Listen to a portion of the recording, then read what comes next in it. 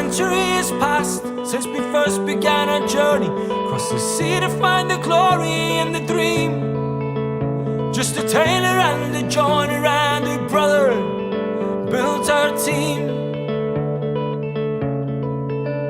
Greeted sometimes with hostility, but more often with the light. The boys who rise and had to clear through troubled skies. After constant days of struggle, they arrived in paradise. This feels like heaven. This must be the dream. This feels like paradise. The best we've ever seen. The best we've ever seen. Even through the lean years, our support will flock in thousands. Countless trophies stand displayed for all to view. Nice wee intro there, JP. We're just hoping that JP's signal comes back to fruition so that we can start talking about Thursday's edition of the Acsom Bulletin. It's a little bit jittery at the moment, JP, hence the reason the Wakes came up on the screen as an intro. Welcome to a Celtic State of Mind. It is Thursday afternoon and I will be joined by JP. There's a few wee signal issues where JP is situated, but we're trying to sort them out and we're looking at everything in the world of Celtic, what's been happening in the last 24 hours. Big moves are afoot, it would appear, in respect of Giakoumakis and Juranović. We're going to be looking at the latest gossip around whether or not they will still be Celtic players come the 31st of January.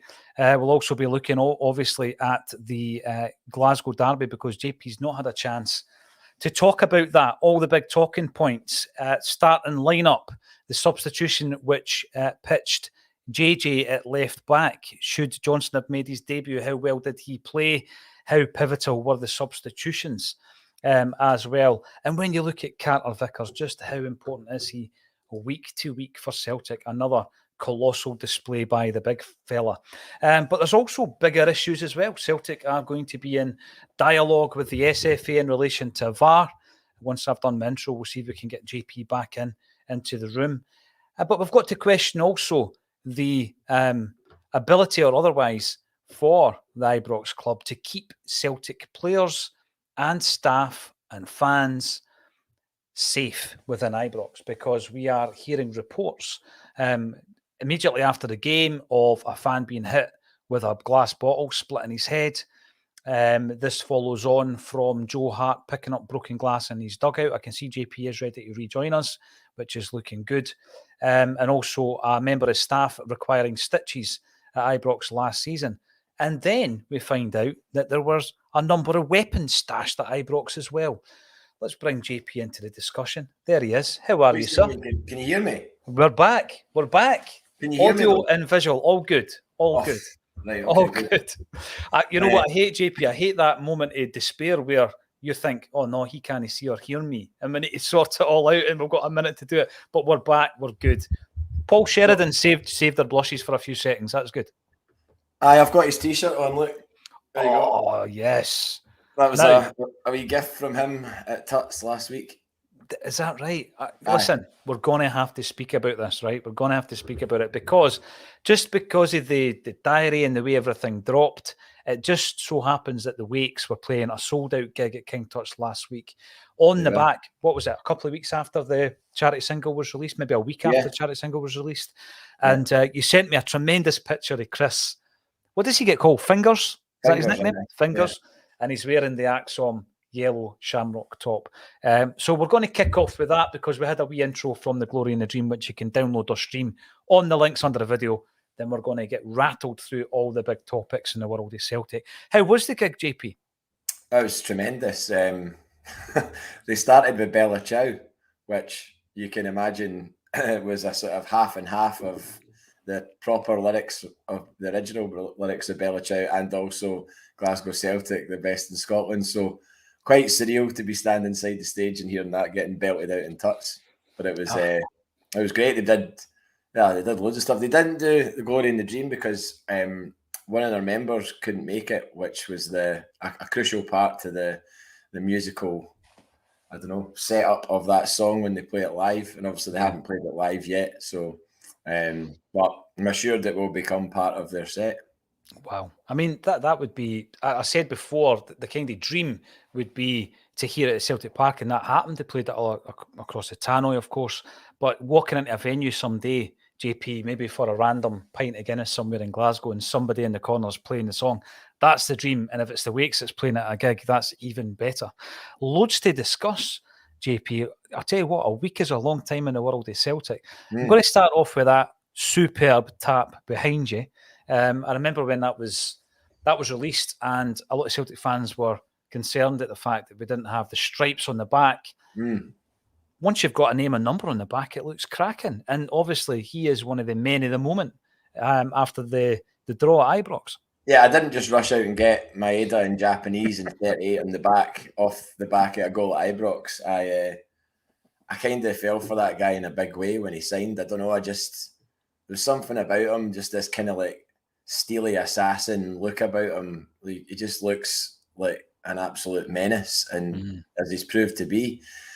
And when he scored that goal on Monday, one of the first things, the first thought that went through my head was to go absolutely mental and jump about with two guys next to me, and the Glenn Cairn and Rutherglen, who I'd never met before. But the second thought was of the guy that I sat next to at the Bodo Glimt home game, who said he was a fraud. I remember you saying that. Yeah. I don't forget these things. Do you know what I mean? I wondered if I could have a conversation with that guy right at this second. What would he be saying? Because, we said last week, players make a name for themselves at Ibrox when they score a goal. Yeah. He scored one, Kyogo scored one, both as important as each other at the start and the tail end of a game where we didn't play at our best, but they've scored big goals in that stadium now. So, Maeda is more than proven value for money. I mean, what the hell did we pay for Maeda? It's probably criminal what we paid for him. Yeah, it is, because it worked out in the region of like £1.7 million, JP, right? But that finish by Maeda, the steeliness that you spoke about, because he seems so focused, right? He starts his run as soon as Morelos makes that pass, Maeda's already running on it. He's anticipated that he's going to do that. Yeah. Which gives him those couple of yards to get to it. And then he's got two obstacles to overcome. Well, you say before he gets to the goalie, you know? Yeah, I know. Yeah, exactly. There's loads of talking points, JP, in relation to that game. But obviously, we're in the midst of transfer window. In January's transfer window, we've got Giakoumakis and Juranović popping up time and time again in the gossip columns. Not only that, but there are decent sources, particularly for the Juranović links. We then, bring that into how we're using both players in relation to the game on Monday as well. First in is Jungle Lion. Welcome to the show. You're watching on YouTube. Certainly can't be shortchanged. I'm going to bring up a few examples of what I mean by that, because some of the figures I'm seeing in relation to both of these players are too low. Simple as that, JP. But Celtic should ban them from Celtic Park forever and refuse tickets for there. I think he's not talking about Giakoumakis and Juranović. This is obviously talking about one of the big stories yesterday we discussed, and then again, more information this morning in relation to the safety aspect at Ibrox, JP. And a few weeks back, you were talking about, somehow getting a ticket. You would feel guilty if you were at Ibrox because you know that there's other people not getting tickets, etc. Fair play. But whoever's in that stadium, and Declan was there. Declan was at the game. Not too sure if Declan goes everywhere, so I've got no issue with Declan getting a ticket. Do you know what I mean? I'm not sure if Natasha got a ticket, but Declan gave us an insight into what it's like now at Ibrox to go to the game. So what I'm getting at, JP, is even if you were given a ticket, it's getting to the point where I've spoken to plenty of people who think I'm not safe. I wouldn't use it. Where are you on that? Because obviously we've seen the images of the fella who got a bottle to the head. Right. And, Declan went on to say that there was plenty more missiles thrown into the 700 and odd Celtic fans and cups of urine and all that kind of stuff. And it's happening for 97 minutes. If you were, and you weren't feeling guilty about other people going to the game and stuff, JP, and you were given a ticket, do you feel safe enough now to go to Ibrox? Not by the sounds of it, no. I mean, when you say safe, obviously one person is one person too many to get any sort of injury. There's a kind of weird fascination that I would like to go and experience it. I've experienced so many different things as being a Celtic fan, but I haven't been in that sort of weird, very kind of volatile environment where you are, I mean, you're really in the minority and you will feel it when you're there. I've no doubt you will feel vulnerable when you're in that little corner where you're susceptible to anything from two sides of the stadium. And, you know, if a Rangers fan's watching this and kind of laughing and going, that's what you get, you know, why is that what we get? Like, why do we deserve that? Like, why should we be subjected to that? I wouldn't expect Rangers fans at Celtic Park to be subjected to that, regardless of what they may or may not do in a minute's silence. I don't agree with anybody disrupting a minute's silence. But then, as we've heard, it wasn't just Celtic fans disrupting the minute's silence. It was their own fans as well who chose to make expletives or expletive statements at the start of it. And that's always been my thought on minute silences. I don't agree with anybody disrupting them. I think it's crass. I could not possibly entertain an argument for disrupting the minute silence because it's been decided. Everyone's aware of it. You just shut up for a minute, referee blows the whistle, and you get on with the game. Whether you agree with it or not, you just stand. I've observed loads of minute silence over the years. The Queen Mother, with ex-Rangers players who've passed away when we've been at Ibrox have held minute silence. I'm sure Jim Baxter was one. I mean, the pub I was in on Sunday, the Glencairn in Rutherglen, full of hardcore Celtic fans, absolute hardcore Celtic fans. See, when the whistle was blown for the minute silence in the pub. Silence. That's people who would be at the game otherwise. There was people there definitely who would be in the away support, and somebody made a noise or something like that, and I heard someone go, "Shh, shut up!" Like they weren't making a noise to be inflammatory. They just were talking or something like that, and somebody, no, shut up.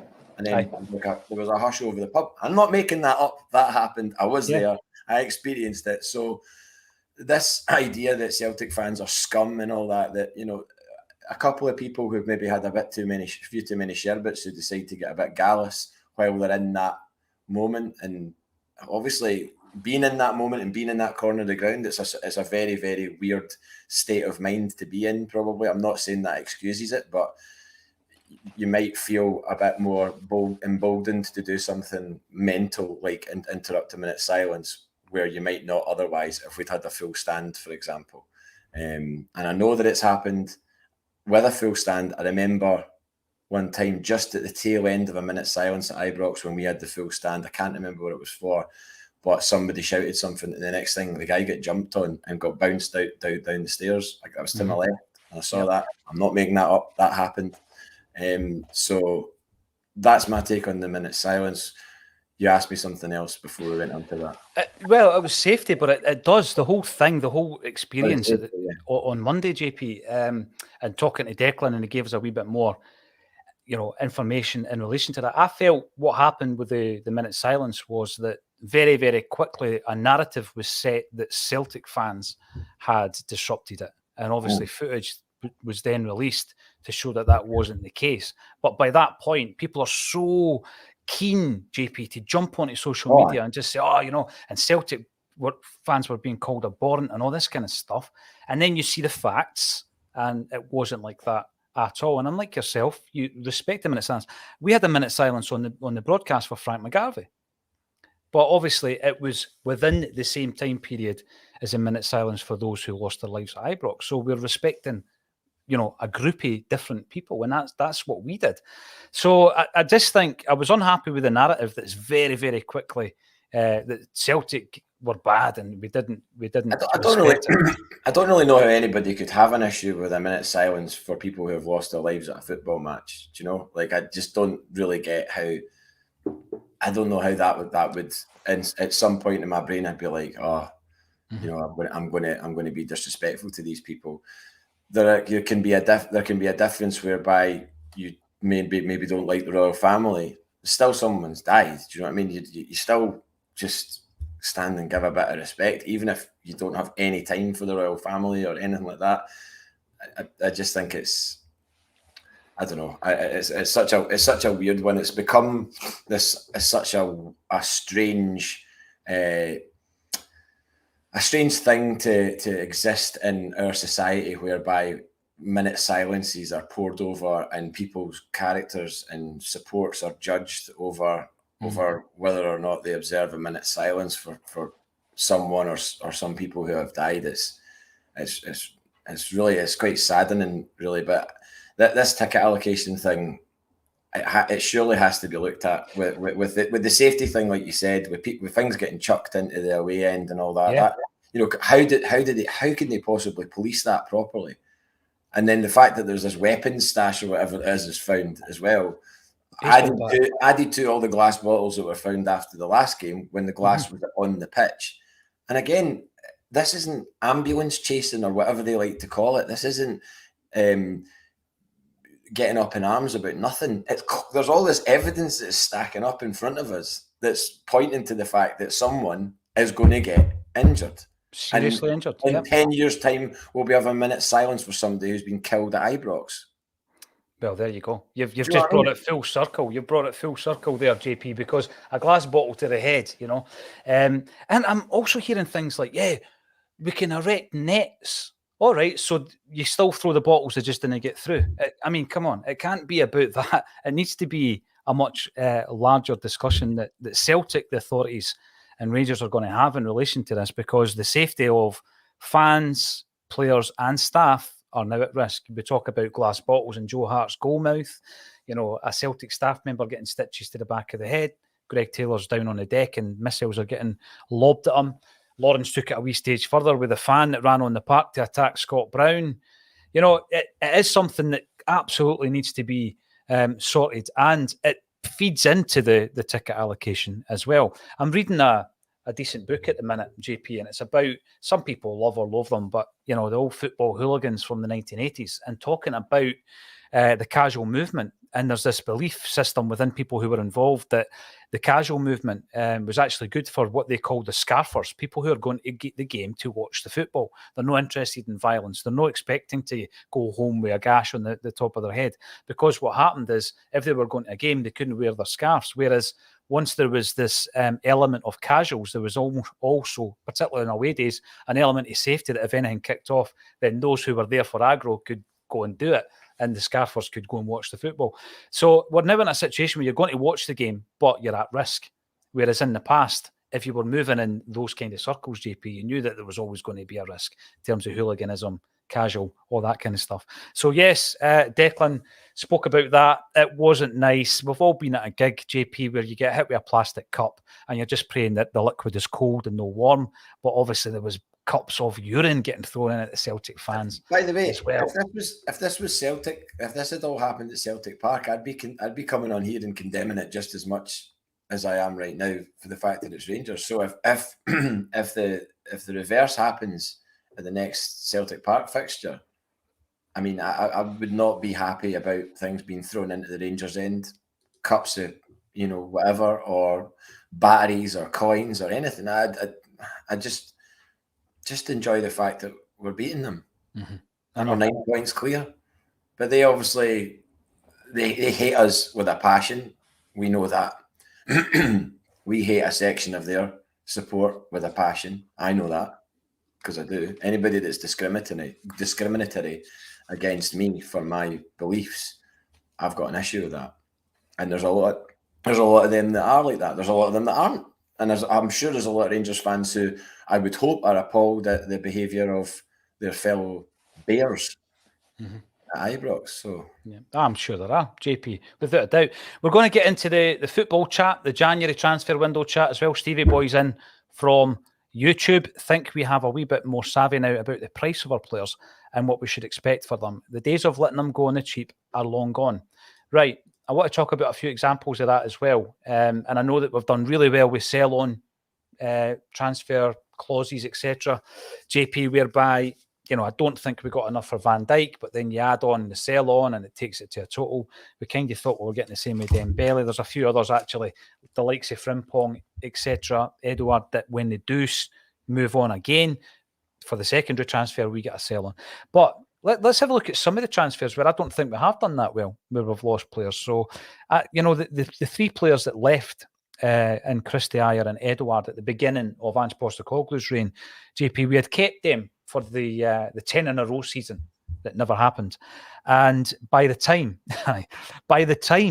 we had sold them, all three of them, they were diminished assets if you want to look at the transfer values. So Ryan Christie initially, prior to going for the 10, there was interest from Crystal Palace and Sampdoria in the player.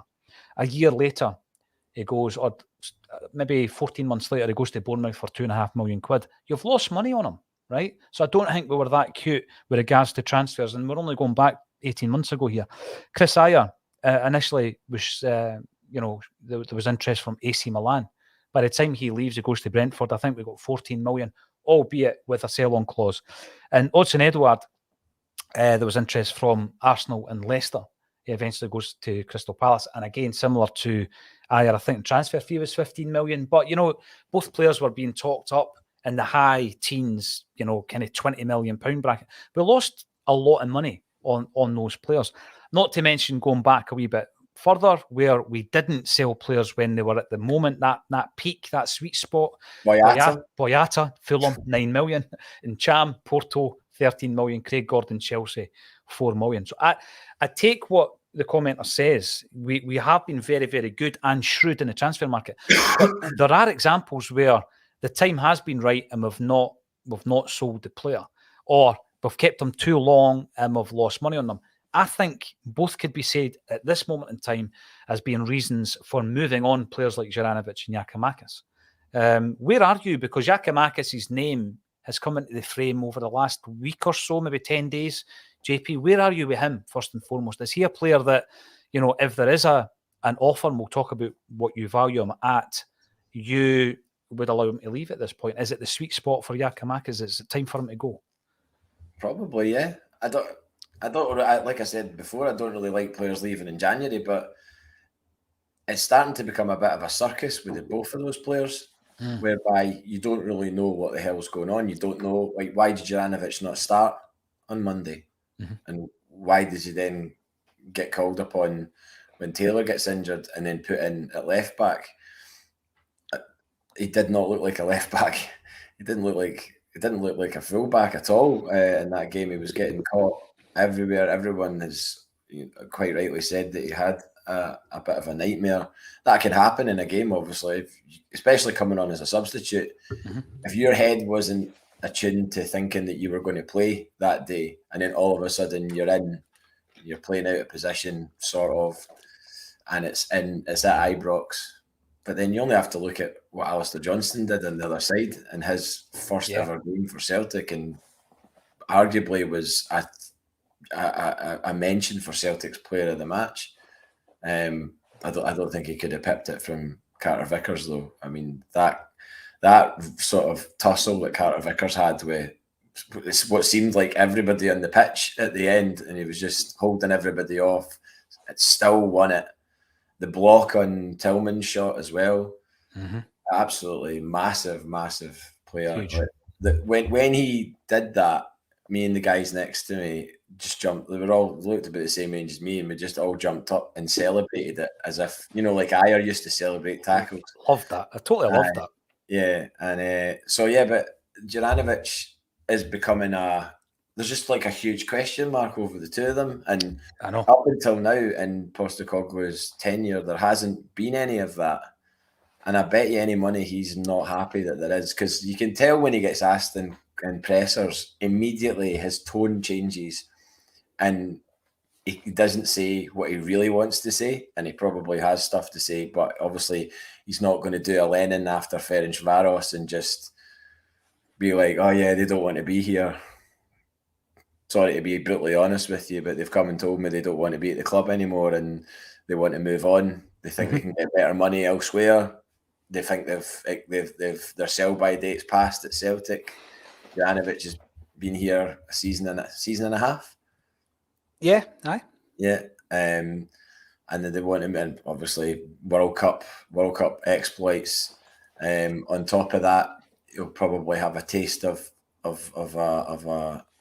bigger stage, and also the fact that we're talking about their fees and everything else. These two guys are at the wrong side of 25. The other players that we've all spoke about were all under 25, and whether we like it or not, transfer fees will be based on players' ages. There's no doubt about that. That's not rocket science to suggest that. We're not exactly telling anybody something that they don't know, but by that, so I'm not expecting us to get astronomical fees for either of those players. I would expect probably more for Juranović because of his stature in the game right now. But you do wonder if there's maybe a friend of mine, Chris, messaged me last night from Sydney and said, do you think Juranovic's agent is mad at Celtic because they're asking for too much money? So are Celtic going in looking for a fee that's unrealistic for those players, and that's why they're getting miffed because they're unsettled and they want to move, and Celtic are going, no, well, you're not going for any less than 15 million or whatever, and the bids that are coming in are around 7 to 10 or something like that. I mean, that there could be that. You know what, really, you've brought to mind something, JP, and it's really frustrating that we're now at this moment in time, probably for the first time in Angie's reign, talking about players that are unsettled, players that are maybe agitating a wee bit. Now, by the way, I know people say that I overreact when it comes to social media, but footballers now, that's a massive tool for a footballer to get something out there, right? So we've spoken in the past about how footballers used to get stories out there, or potential moves or interest and all this kind of stuff, and it was done a lot of the time through journalists. Now footballers have got their phone in their hand, they can put out a message and they try and make it cryptic. Julian done it earlier this season. Giakoumakis has done it. And I hate to be speaking like this because, everything's been great in that respect since Ange came in. Like you said, you used the example of the Neil Lennon tenure when we all realised things are not well behind the scenes. There are players in that dressing room who don't want to be here. And you're sitting there as a Celtic fan thinking, wow. And this was during a pandemic where you'd have done anything to get to Celtic Park to watch a game of football, never mind play for Celtic, right? But then you go back to Rodgers, the same thing happened. We mentioned Boyata earlier on. Boyata refuses to play against AEK Athens in a Champions League qualifier.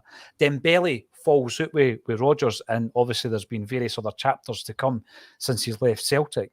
You go back, you rewind a wee bit further, and you go to Dyla, and the much spoken about senior player revolt when players didn't buy into his methods and all this, JP. So, a manager comes in and you've got that honeymoon period, and you just don't want that to end with Ange because things have been so good. But just slowly but surely, little elements have come in. First, it was the Julien thing, and he's gone. And then, obviously, we're getting a wee bit of that with Giakoumakis. Are we getting it maybe through the performances Juranović on Monday as well? Julian wasn't Ange's player, though. So he was like a legacy player from a legacy issue. Yeah. Legacy issue. The Juranović is his player, and Giakoumakis is his player. But Juranović has been linked away for what seems like a long time now. I remember most of the campaign. Yeah, but it seems like quite a while ago. I remember putting up a picture on Twitter of the Boric and Juranović hug and saying, don't go yet, or now's not the time, or something like that. And that feels like a long time ago that I put that up. So he has been linked away. So whether his head's been turned for a while and this has been an ongoing thing, you've got to ask yourself if that is the case. But I think it's best for all parties if both of those players are to be asked right now in an interrogation room, do you want to be at Celtic? And the answer by both of them is no, then they have to go ASAP, because you just don't want people there who are half in, half out. It's not good for anyone. It's not good for the manager when he's getting grilled at pressers. It's not good for the support because we're all talking about it and wondering what the hell's going on. You start questioning players' commitment. think, like, obviously performances, Ibrox, Juranović, obviously Giakoumakis comes on and contributes to the equaliser, albeit just it's a stramash in the box after Moyes kind of hit it off somebody and it ricochets, and then I think there's a comeback to Jota and then goes to Giakoumakis and then Kyogo's there to finish it. But I don't know. I think now we're in the month where we can do something about this, and I would hope that something is done if, like I said, if both of those answers are no. Well, I mentioned it during the week there, JP, if the heads have left the building, their feet can do the same. That's a JP quote. Who are we talking about? Edward? Christie. Oh, Ryan Christie, that's right. And then it just gets to the point where we don't want to see this situation behind the scenes where there's too much tension. Sometimes it bubbles over. And the performances, like you say, of Juranović, going back to Dyler's time, the Commons spitting the dummy out and all that when he's getting subbed off against Mould. We don't want to get to that point. You also don't want them to leave under a cloud. I like both of these guys. They've done brilliant for Celtic. Like Giakoumakis, last minute winner at McDermott Park. Loads of other important goals this season and last season. My frustration with Giakoumakis, if he was to leave this month, JP, my frustration would be we've not actually seen an entire season of Giakoumakis fit and firing on all cylinders. Because I think if you've seen that, you're looking at a 30-goal a season striker. We've never seen it. You know, his first season was stop and start because of the initial injuries that he got. Once he got going, he was a machine. He was scoring with virtually every touch of the ball. This season, stop start. Yeah, he was coming in. He was scoring a few goals. I just think, you know, if we were to get a season of Giakoumakis fully fit, you would get some serious return on that. Talking of a return, I am interested to see where the valuations are going to be. Beach Boys is coming in to say that if you get 7 million for Giakoumakis, you've won the lottery. I remember, and I go back to this, Anthony Johnson from Sky Sports talking about the fact that when he was leaving his previous club, had they stayed in the league, the transfer fee would have been much larger than what Celtic paid, JP. They were talking about 12 million euros at that stage. Now, it hasn't been playing consistently this season, but I still think 7 million's a bit short. I really do when it comes to Giakoumakis. I mean, are we looking at Giakoumakis and saying, right, if he leaves, we're going to replace him with another £2.5 million striker? I mean, that's the way I look at it. If you're selling a player, could you replace him for could you go and replace Giakoumakis for 7 million? Well, I don't know the market well enough to comment on that, but it's whether or not. I mean, Kyogo is the first choice striker. There's no doubt about it. I mean, Ange Postecoglou's made that very clear in things that he said and the team selections that he's made. So you're looking for somebody to come in, and I think Giakoumakis is at an age now where he realises his career hasn't got. It sounds so brutal to say this, but it hasn't got long to go. I mean, in realistic terms, it hasn't. He's come through he's like at the end of his 20s, so he's only really got 4-5 years left at the top of the game. I mean, ask Lee Griffiths, look where he is. This is the thing. Things can change so quickly. They can change. Yeah. Yeah, and I think he's obviously thinking, right, I want to play as much football, score as many goals, win as many trophies. If I can win a trophy at the club that I go to, not all clubs are going to be potential trophy winners like ourselves. But he's obviously thinking, I want to play week in, week out. And I realise here we've got Kyogo, who is a bit of a phenomenon. Let's be honest about it. Look at his goals this season. His numbers are great. He's now scored at Ibrox. He's ticked that box. You wouldn't put it past him to score against them again at Celtic Park if fit, and they'll probably start in that game. So already Giakoumakis will be looking forward to the rest of these games this season, going, what am I going to be doing this season? Am I going to be a last 15, 20 minutes player in these games with the odd start here and there? If I'm going to move, probably need to move now. And I don't have an issue with that at all. I mean, there'll be people who will be like, oh, but you're at Celtic, you know, it's great. Look at how big our club is. Our support's amazing. It is. But you need to think about the player in this situation. And I know I've not played 7-a-side for about a month and a half, right? I'm itching to play a game. I can't wait to play on Tuesday at Tory Glen. Cannot wait. I'm really, really excited about it.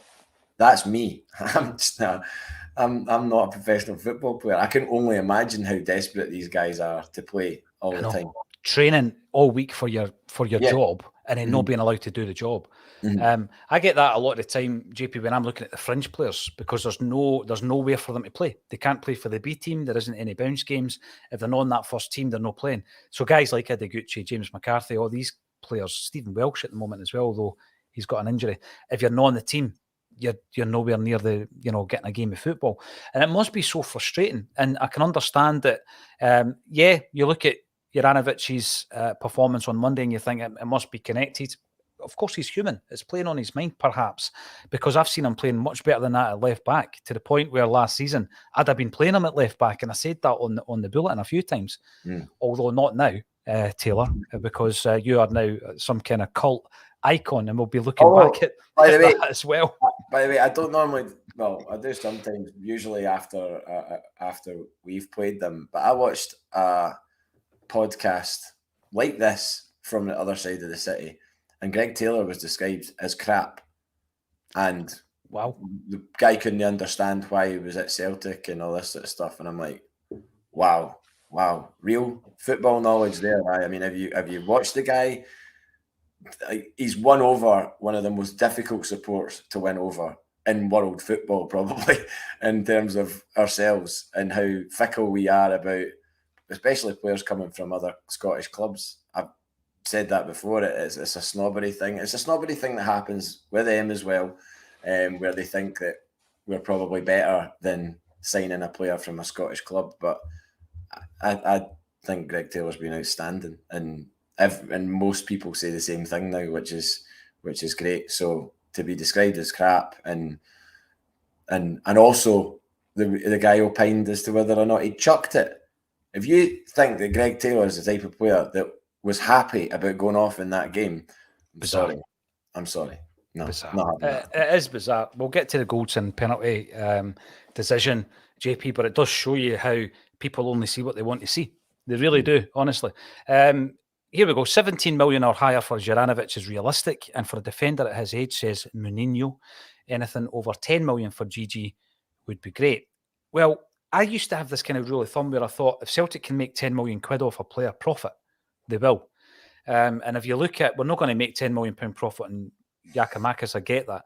But if you look at the two transfers combined, perhaps we will. And if we do, and we walk away with 20 million in the coffers, JP, then you've got to say it's good business. We've already replaced Juranović. He started on Monday. And by the way, I agree with you.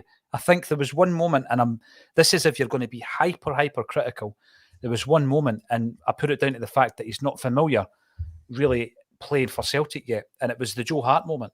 So at the time I'm watching the game, like yourself, and you're full of emotion, and you're thinking, what are you doing, Joe Hart? And then there was this thing about the momentum shift happened after Hart made that mistake and had to make the save. It gave them a wee bit of hope and all this stuff. But watching the game back yesterday, and I mentioned this yesterday, so I'll be interested to hear your thoughts on this, JP. Actually, he looks up at one point when he's got the ball at his feet, Joe Hart, and he looks up at Carter Vickers. But Carter Vickers doesn't want it. So there's obviously a player too close to Carter Vickers. But he kind of looks to his left-hand side as if to say, give it to, which would have been Ralston or Juranović. But Johnson's not there. So Ralston or Juranović would have been there because they know how we play. Johnson's not there, but he's tracking back, and he's there a few seconds later, JP, by which time Joe Hart's moved his body around the other way, and then, the fun begins, and he needs to pull off a tremendous save. But that's my only minor criticism. Other than that, I thought he had a phenomenal debut for, the scenario that he's been thrown into. I thought he was brilliant, Johnson. Yeah, and he does love a tackle, doesn't he? He's not shy in putting it in where it hurts. But on Joe Hart, just touching upon that, a guy brought up, could be a girl, last week in the live chat. By the way, just to echo what John Hughes said yesterday, I don't watch the live chat. I don't. So if anyone ever asks anything in the live chat and a question to me, I've not seen it because I'm concentrating on speaking to Paul, and I would lose all train of concentration if I was screaming through the comments. But I do look back at him afterwards because sometimes people say some interesting and spicy things about me or the conversation or whatever. Yeah. There's a guy or girl called Strachan's Laptop who has definitely had the knife out a few times for me in comments. So if you're watching, hiya, I do read what you say. And you brought up last week when I was talking about Moy and the fact that there was a lot of people that jumped on the Moy signing, and you were like, what about your Joe Hart comments, JP? What about your Joe Hart comments? I didn't like Joe Hart as a person. I didn't say that he was a bad signing. I didn't necessarily think he was the soundest person going. I didn't really have that much excitement about him signing for Celtic on a personal level. I did realise that he was a good goalkeeper, though, and I didn't at any point throw my toys out of the pram about him signing for Celtic. I was quite prepared to give him an opportunity to prove me wrong in terms of him as a person, and he's more than done that. But the fact that he signed as a goalkeeper at the time was not something that I was up in arms about. If anything, I was like, how the hell have we managed to get a goalkeeper like Joe Hart? I saw the Joe Hart signing as being like a Chris Sutton signing or a Scott Sinclair signing, someone who has been down in the luck in England, is way better than Scottish football, and has come up to prove a point. And I think he's done that because he won the league in his first season and has played on almost every single game. Yes, he's made some pretty high-profile mistakes. He's also more than often than not been pretty great in games and been a huge calming influence over the back four, and marshalled them really well. And okay, he hesitated, like Paul said, and caused that bit of consternation in the defence, but then made up with it with a really good save onto the post. And I don't really think, other than that, there was anything that he did massively wrong in the game on Monday. So yeah, I just wanted to respond to that because I'm putting my face out here. You know who I am. My name is on the screen. My face is on the screen. I'm not hiding. I'm not hiding behind an avatar. And by the way, no offense to anybody that does choose to do that on YouTube, but keep it positive. Yeah, I know. And other people actually hide behind a picture of my face on their avatar and pretend to be Paul John Dykes. We've seen that. I'm aware of that. Yeah, absolutely. Chancer, 15 million quid for JJ. Right, okay. No, that's not a million miles away from what I'm thinking for Juranović. We've got Beach Boys, though. Try to come in and be a bit, giving us a wee bit of realism here. Tell me why GG is a £10 million player. Bought for £2.5 million 18 months ago. Scored 75 goals in 10 years as a centre forward. Failed in the most high-profile games for Celtic. Started 7 out of 29. I think when you look at the running form he's on, I get what you mean. He wasn't particularly prolific prior to that final season at VV Venlo. But he has been prolific since he came to Celtic. If you look at the minutes he's played, he hasn't started a great deal of games, as you quite rightly say. But I don't know if he's failed in the most high-profile games, because it's not like he got a right good run at games in Europe, JP, and he failed and failed and failed. And I actually think he's been a really good weapon for us against Rangers, which is obviously the biggest game domestically. But why is he a £10 million player? I think that the fact that if he is sold at this moment in time, we need to replace him. How much are we going to be spending is what I would be looking at as well on a replacement, JP, because we're not going to be... If we get to the stage where we buy a striker in for 10 million quid because we've sold one, but the striker we bring in is a 21-year-old, an Edouard, you know, because we sign off for £9 million. I see that as progress. I think what Celtic will do, I reckon we'll get maybe 8 million quid if we sell him. And if we get £7 or £8 million, we'll probably spend another £2.5 million on a player from a market where we can pick up a bargain.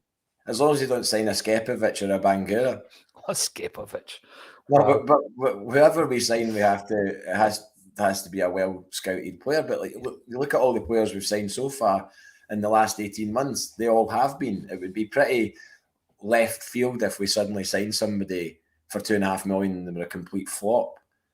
I wouldn't have thought Postecoglou would put his name to a player that he wasn't 100% sure about. So I just think we have to. I've been guilty of it in the past as well, getting really hung up on players and becoming attached to them and all the rest of it. But if anything, this management and this current regime is making me think a lot differently about how I attach myself to players, and just accept that it's a shorter shelf life. Not everyone's going to be a lifer like James Forrest or anything like that.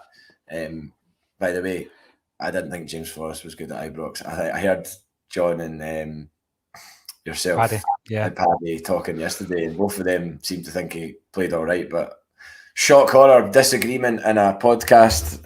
Apparently we agree about everything all the time, but no, I certainly didn't think that Forrest played well. I mean, you could make the argument that a lot of players didn't play well in the main, but I think we had the best of the first half an hour, and I think we had the best of the last 20 minutes. So that's 50 minutes. And if they had the best of the rest, then that means that a draw was a fair result. Well, by the time we scored that equaliser, I'm quite happy to get out of Dodge with a draw. I've got to be honest with you. Oh, 100%. I can see Angie's thinking with Forrest, and I said this yesterday. I totally see that. We're having somebody making their debut behind you. I love Abada, love him to bits. Don't think he's got defensive capabilities, but I do think Forrest does. And I think in the first half there was 2 or 3 occasions where he broke up Rangers' attacks, and he done really well to protect Johnson behind him. It's kind of subtle, JP. It's not the game-changing moments that you're going to remember, but I could see why Ange did it. But I think that if you look at the next game we play against Rangers, and we play what, I don't know if there is a strongest 11 regarding form, etc. But if you're playing a game against Rangers and Jota's on the wing and Abada's doing his thing and all this kind of stuff, that's a different game. It's a completely different game for me. I'm looking forward to the next game. There's been a lot of chat flying about an illness and a bug. Obviously, nothing's been commented about that in the press. I would imagine ahead of Saturday's game against Kilmarnock, someone may or may, well, if someone's watching this and they're going to be going to that press conference, fan media or otherwise, it'd be good to know if someone could pose the question and say, was everyone on a clean bill of health? Because I said when Jota came on, I looked at him and I was like, he's lost a lot of weight. I said it to the people I was with. By the way, shout out to Susan Wiley and our partner John, who I was with. I used to work at Tesco with Susan, and she was there alongside a couple of girls as well that I know, Caitlin and Chloe, who I watched the game with. Thank you for your company and inviting me to the Glen Cairn in Rutherglen. It was most enjoyable. Fine establishment as well. One of the best roll-on sausage and potato scones I've ever had in my entire life. You need to stop talking about that, JP, at 12:30 on a Thursday, because it sends me bananas. I'm trying to be healthy, man. New Year's resolution. And now I'm thinking of brown sauce and sausages on rolls, man. It was unbelievable. They had like a kitchen, which is the perfect setup, because if you're on Guinness all day and you've not eaten, probably not a good idea. But yeah, what was I saying? What was I talking about there? I was talking about the Glen Cairn. The hospitality. It was no. But I was going to say something specifically about the game. Oh yeah, Jota and how he looked when he came on. I genuinely think he has been. Well, there's been chat of him being like unwell for a bit, and whether he's had some sort of bug, but he just looked really gaunt. Like he looked like he'd. I know he's a skinny guy anyway, but I mean, he just looked a lot thinner, and you could see it in his face. You know, if someone says to me, "Oh, you've been unwell, you've lost weight," and it's a shock when someone says it to you, but you do. If you've not been well, you do tend to be to not eat the same. So. I just thought he didn't look his usual self, and thankfully he had enough in his tank to contribute to the equaliser. But I'll be interested to see if he starts on Saturday, for example. I mean, is he ready to start a game? Be interested to see if Moy starts on Saturday as well. Yeah, he was the one, I think. Not with hindsight, Moy was the player I kind of felt a bit of disappointment for not starting at the week. On Monday there, because of the performances he'd put in leading up to the Rangers game. Whether or not he comes back in, does O'Reilly need a rest? I thought he looked really leggy. Again, he might have been affected with this illness as well, JP. You know, if it affects you by 5%, then it's going to show, especially at that stage of the game. Danielle, welcome back into the YouTube comments. If you're watching this on YouTube and you're not subscribing yet, get yourself subscribing to A Celtic State of Mind. We're about to launch a new show on the channel. once I get my head around some of the tech. It takes a while, but once I get my head around it, it'll be fine. And you'll be getting your daily dose of the Acsom Bulletin at 12:30, plus something else every day as well on A Celtic State of Mind, all for free. So get yourself subscribing, as Danielle F has done. I don't want to see JJ in a Celtic top again.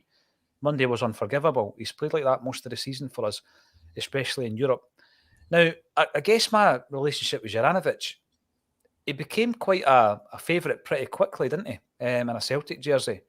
And I think that, there were spells last season and this season where I would have played Ralston. And I don't know this season if it has been down to the head being turned, JP, the head being out the door, all this kind of stuff. I don't think he's been at his best. And he goes and has a particularly good World Cup. And you're glad for him, particularly the game against Brazil. We know he played really, really well, and you're really happy for him. And then he comes back and he has probably the worst game in a Celtic jersey I've seen him playing. So I get Danielle's frustration here. But again, I think the fact that he won't be playing on Saturday would be more down to the way that he performed at left back. Johnson, for me, starts at right back on Saturday, and you put in Bernabei and you see what he can do. It's time for Bernabei to get a run of games now because Taylor's out. I don't know how long he's going to be out for, incidentally. Let's see if he has got the defensive capabilities. Let's play him left back. I would agree with Danielle if Juranović shares her thinking.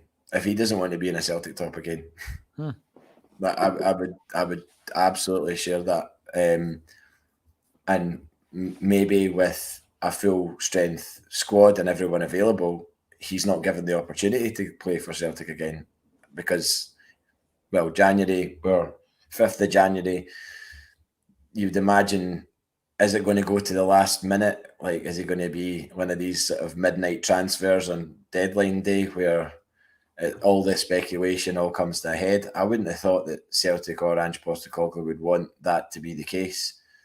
They would surely want whatever deal's going to be done, tout sweet. So, I would definitely say Bernabei, if Bernabei doesn't get a shot on Saturday, then that's worrying because it's all very well not trusting him in the cauldron of Ibrox, especially, he was obviously aware of Sakala and Sakala's pace. So I'm talking about Postecoglou. So he's obviously maybe thought, I don't want to hang this guy out to dry. I don't know if he's mentally right to cope with this. Obviously, that's a concern in itself because did Paddy not say yesterday you shouldn't pay $3 million for somebody that you're not going to trust? Well, that's the thing. It doesn't seem as though we have. And you were talking about the mentality required at Ibrox, JP. That's a huge part of it. And, he obviously thought Johnson had that mentality, but he didn't think Bernabei had it. So that is interesting. It's different between a Canadian and an Argentinian, isn't it? Yeah. I'm not being xenophobic or anything like that, but I mean, an Argentinian at Ibrox away, a young Argentinian at Ibrox away. I remember watching clips of him before we signed him, and everyone was like, "Oh, this guy's a bit fiery, isn't he? He likes to get involved." Maybe Ange has been obviously he couldn't have possibly foresaw that Juranović was going to have as much of a whitey as he did. But, but it was. But there's obviously, I mean, I'm sure Ange Postecoglou's watched those YouTube videos as well and maybe thought, nah, I didn't want to go down to 10 men here. So, and he'll know the mentality of the player. He'll know the personality, having trained with him every day. So there's a lot of stuff we are not party to that is going on behind the scenes. Ryan Kelly, welcome to the show. Afternoon to us both when you're on. We had a little bit of a mishap at the beginning, but whenever that happens from now on, Paul Sheridan's coming on to serenade you until we get the tech sorted. It's a nice comfort blanket. Susan Finlay, afternoon boys. Hail, hail and Happy New Year to everyone at Acsom. Thursday Bulletin. Yes, I hope everybody is having a healthy new year. Loads to look forward to this year. Brennan Monaghan comes in from the Netherlands. Hail, hail to yourself, sir. And also Chris Fraser. Celtic have to demand top dollar. They cannot bend over on this. Well, we shall see. And I hope that we do get what the players are worth, if indeed, as JP has said, their heads have left the building. Now, there has been a lot of chat, JP, this week. But you've not had your opportunity to speak about the big decisions, or a couple of the big decisions in relation to Monday's game. Maybe not on here, but I have, believe me, I've spoke about it with friends, and we don't all agree, that's for sure. Well, the big thing is, I don't mind that. I really don't, right? And the fact, and I said this yesterday, I understand that there are, biases that I have. Inherent biases, JP, and I totally understand that. So when I'm looking at Goldson's handball, for example, I'm trying to see it from all angles. When I'm looking at Starfelt, I think that one is a wee bit harder to argue away. Although I can see why it's frustrating for us to concede at that point. Celtic have asked the SFA to discuss the implementation of VAR and how it's being used. And I totally get that as well, because I think it's been shambolic at best. We'll start off with the Starfelt incident. Mm-hmm. He was getting pelters, Starfelt, from some people after the game. I don't think he had a particularly bad game. I said that yesterday. No. Was it a penalty? No. I get why some of the people I've spoken to have been like, he was mental sliding in like that. He gave the referee a decision to make. I've watched it about 30 times. He slides in to block what he thinks is going to be a cross. His trailing leg is sliding bent underneath his body on the ground, which goes into the path of where Sakala is. But Sakala's foot goes up, stands down on him, and then everyone's like, oh, well, because Starfelt's foot was where the ground should have been, Sakala can't put his foot down, so therefore it's a penalty. I honestly don't subscribe to that at all.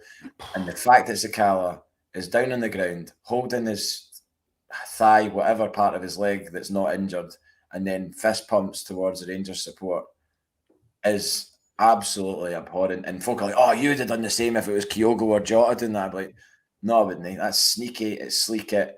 And then somebody, Rangers fan on Twitter, shared a video from the 90s of Sid getting sliced in the box and winning a penalty. He gets upended, almost as a somersault a full somersault, lands, gets up, uninjured, but it's clearly a penalty. Uninjured, didn't feign injury, could have, but didn't. Fist pumps the air, referee points to the spot. And he was like, oh yeah, because yous have never celebrated a penalty. I'm sorry, there's a difference between celebrating a penalty when you've been fouled and celebrating a penalty while you're lying there pretending to be injured. That's just absolutely. I know. It's not okay at all. And it also makes you then question the validity of the actual award of the penalty in the first place. Why was it not looked at by VAR? Why did it not? It didn't go to VAR at all. It's a pretty contentious decision. Mm-hmm. Why was there 3 minutes spent looking at Hatate's offside at Celtic Park, and there was nothing looked at for that penalty? Nothing. I know. But the thing is, though, you're absolutely right. It's a false equivalence, and you get it all the time. And social media, I think, is brilliant in many, many ways. I mean, you get introduced to different opinions, new music, JP, archive footage. You get to converse with people that you don't normally see, or you don't even know. Sometimes not in a good way. Sometimes not in a good way, yeah. Particularly when it comes down to the way you speak, the way you look, the way your jacket looks, whatever. That's a nonsense side of it. But it's a false equivalence. The minute you come up with a point and then they say, but what about this? And I mean, you're going back to Simon Donnelly's time in the 90s. Seriously. By the way, there's another wee point that came to my mind. We were talking about players who rock the boat almost, JP. Remember the team that Tommy Burns was building, and you think back, politics aside, football only, of the Di Canio impact, right? And how exciting and entertaining a footballer he was. But when you talk to some of the players in that squad, they felt the dynamic completely changed when Di Canio came in, and not for the better, in terms of there's a guy who is a mercenary as a footballer, and the whole mood within the camp, that there's somebody in there who's not like the rest of them in terms of, buying into Tommy Burns' vision or Celtic's vision. And Di Canio was the first of a few. That Van Hooijdonk was similar in that respect, where it got to the point where he wanted to move, and you'll down tools and you'll get your move, and you'll make comments in the press and all that nonsense. So I think Celtic managers have faced this right back to the 90s. And I'm unhappy that it's happened. It's reared its head, but we are working in modern football. And if those two guys don't want to wear a jersey, as Daniel said earlier, maybe they shouldn't. Paul Andrew Martin, Alan Morrison, who contributes on a Friday, said that Jota and Bernabei were worse affected by the bug. Now, if that's the case, and it's making more sense as to why Juranović goes on at left back, JP. Because I say we're not party to every bit of information that's going on at the club. If that is the case, I get it. Starting at right mid as well, because if everybody had been fit, rewind back to Monday morning, if everyone's fit, is James Forrest starting that game for Celtic?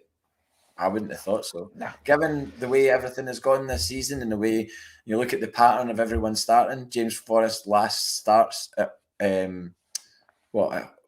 did he start against Hibs? He didn't start against Hibs, did he? No. So, and he got bombed out of the side after scoring a hat-trick. After his best performance of the season. It doesn't really fit with everything to tell me that would have been what had happened if everyone had a clean bill of health. The other penalty incident, Connor Goldson, 100% penalty.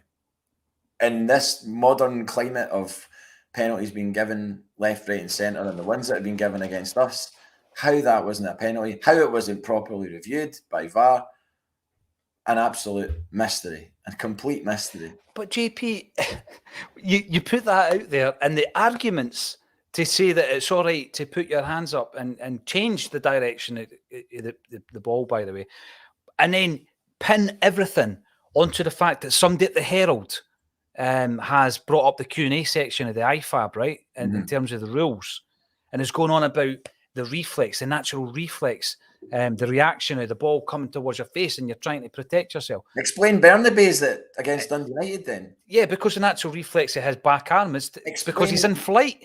Michael Smith or Matthew Smith, or whatever his name was, for Hearts. How's that not a penalty? Like, absolutely I know. Mental. And it's unbelievable. It's not a conspiracy. I don't think it's this North Lanarkshire Refereeing Association or anything like that. I get that there's maybe a bit to that in the past. I don't believe that that's what's going on here.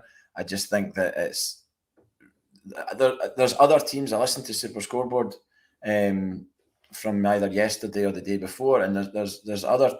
I think it must have been yesterday's because Marvin Bartley was on it, and he was saying that it's not just Celtic that are getting bad decisions. I don't see every single game every single week, but the rules are being applied in different ways in different games, and they need to sort it out, because it's just, as a football fan, as someone who pays for a season ticket, it's not really fair, I don't think, to expect people to go and fork out money to then be getting decisions getting given against you. There is now a process that allows for these things to not happen. In the past, that would have happened in a split second, and we would never be in an opportunity for the referee to see it again. Now we've actually got technology to rewatch an incident in slow motion from various angles. We're not watching it. And then we're not watching it. We're just choosing not to watch it. How in the hell is that a thing? I mean, exactly. I was concerned about VAR coming in only because I didn't want it to interrupt games, like Ange Postecoglou said, where I hope we're not all standing about looking at a guy with his finger in his ear. But I'm sorry, when it comes to contentious decisions like that, I'm quite happy to sit about and wait for a couple of minutes so that we can get it right and get justice. There's no way you can tell me that everybody that's watched that, all the pundits have all said it's a penalty. Nearly all of them. There's nobody I've spoken to that said it's not a penalty. The Starfelt one's been contentious amongst people I've spoken to, because people have said, no, 100% a penalty. The 20-minute Tim's guys unanimously said it was a penalty. And they've got, they're not being biased or anything like that. They all said Starfelt was a penalty. I don't agree with that, but then that's the same as me and some of my friends that I've spoken to. But then they all three of them said that the Goldson run was a penalty. Yeah. There's a couple of things. People, do you know what I mean? They're not maniacs. No, absolutely. I mean, when you use an example for the 20-minute Tim's boys, absolutely rational people. There's other people that I wouldn't listen to, but they're no they're not in that category. When you mentioned there about this old thing about paranoia, the reason that is continually brought up, right? And as I said a couple of times in the last week, anybody who's not read the book by Tom Campbell, who delves into Celtic's paranoia, Is It All in the Mind, right? Go and check it out. You'll pick it up for a couple of quid on eBay or Amazon or whatever. It's tremendous. And what you see there is the history, the historical element of where Celtic were treated differently, JP. And it's broken up into chapters. We go right back to flying the flag of Ireland at Celtic Park and Celtic almost being dispelled from the league for doing so and refusing to take it down in the 1950s. That actually reared its head again right up into the 1970s. That's the SFA versus Celtic. You then look at the Jim Farry incident with Cadetti's registration, SFA versus Celtic, and there's so many other examples, right? So you've also got people going on about, the referees are going to go on strike again. Look at the reasons why that happened. That happened because an official was told to lie in relation to a decision against Celtic. So the historical element is there, like you say, JP, and that is why, in the past, with regards to people saying that there's an agenda or there's corruption or the word that I always see is cheating and all that, I get that. But see, in the here and now, it is different. And what I always go back to is that you can't prove that there's corruption or cheating at this moment in time. So I don't use these words, but we all know that people are biased. And that's what it comes down to. People are biased, and people are, by the way, and you don't like hearing this, a lot of folk, they are incompetent at the job. I think VAR has highlighted that, but they're biased. And that is one of the biggest issues we have as Celtic fans, because you can't deny that is true in all walks of life, JP. Yeah, if you remove from my memory the Bernabei penalty, the Matt O'Reilly penalty, the Hart's penalty, the two penalties given against us in the Bernabeu, I don't know if I'm as livid at that Goldson penalty being denied. I don't know if I am. Probably not. But it's when these decisions have been given against you in other games that doesn't stack up. Potentially could have cost you. It didn't cost us at Tynecastle, didn't cost us at home at Dundee United, didn't cost us at home at Ross County. It did cost us in the Bernabeu because we were 2-0 down to two penalties. Yeah. That is right, isn't it? I've not blurred my memory there. There was two penalties. Was what? That's right. Aye, and contentious. Yep. Yeah, and the Matt O'Reilly one. I mean, everyone said. Well, quite a lot of people have said the Jens one. Where was he supposed to put his hand as he was falling? And the Matt O'Reilly one, he's turning away from it, and the ball hits his hand, and they get a penalty. So, like I said, you take away from them. You take them away from my memory. I'm maybe not as irate about the Goldson one as I am, but they are in my memory. I do remember them. I remember being how annoyed how they were, and it doesn't matter if Gordon Duncan or whoever says, "Oh, but remember at the time we all said that the Bernabei one shouldn't have been a penalty, and the Hearts one should have been a penalty." It's all very well saying that. But they were. Those decisions did go against us. So it's not as if you can go fast forward down the line and be like, oh, well, what we did say at the time. It makes no difference. It makes no difference because it's us that are on the end of these wrong decisions. So the minute you stand up and say that decision's wrong, you get called paranoid. It's not about that. We need to have an adult discussion about it, JP, which we're having today. It's difficult sometimes on social media to have that. Hopefully Celtic can have it with the SFA.